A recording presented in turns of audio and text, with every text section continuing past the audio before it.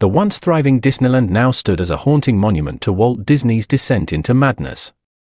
The abandoned theme park, shrouded in an eerie silence, had become a twisted realm where reality and nightmare coexisted. Few dared to venture into the forsaken grounds, but among those curious enough was an unsuspecting explorer named Brady. Armed with a lantern and an insatiable curiosity, Brady stepped cautiously through the decaying entrance of Disneyland. The air was thick with an unsettling stillness, broken only by the distant echoes of distorted laughter. As he ventured deeper, the flickering shadows played tricks on his senses.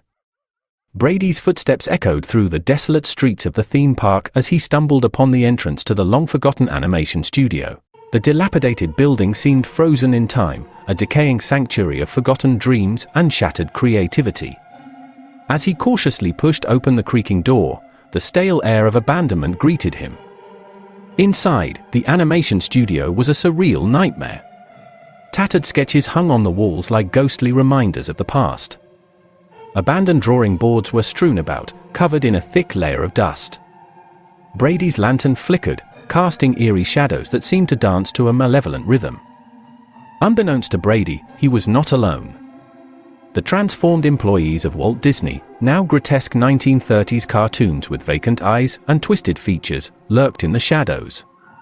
As he explored the forsaken studio, their distorted laughter echoed through the halls, creating an ominous backdrop to the explorer's unwitting intrusion. Suddenly, a cold wind swept through the room, extinguishing Brady's lantern. Darkness enveloped him, and the warped laughter intensified. Panic set in as Brady fumbled to relight his lantern, but before he could, the shadows came alive. The cartoon employees emerged, their twisted forms animated by the dark magic that bound them. With a chilling resonance, the employees closed in on Brady. Their eyes glowed with an unnatural light as they moved in unison, guided by the malevolent will of their puppeteer, Walt Disney. From the darkness, the silhouette of the once creative genius emerged, his eyes gleaming with madness. Brady, now surrounded and paralyzed by fear, could only watch as Walt Disney raised the demonic ink quill.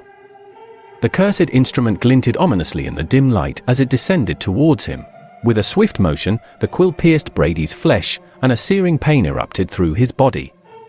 As the twisted magic took hold, Brady's screams echoed through the studio, merging with the distorted laughter of the cartoon employees.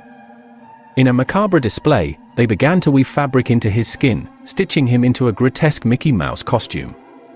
The lines between flesh and fabric blurred as Brady screamed in agony.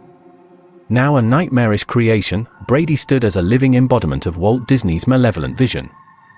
His humanity was consumed, and his consciousness merged with the cursed fabric. The once adventurous explorer had become a puppet in the madman's demented show. Released from its puppeteer's grasp, the godforsaken Mickey Mouse wandered the desolate studio and theme park, his distorted laughter echoing through the haunted halls. Its insatiable hunger for human presence drove it to seek out any remaining souls foolish enough to enter this nightmarish realm. As Disneyland transformed into a surreal theater of horror,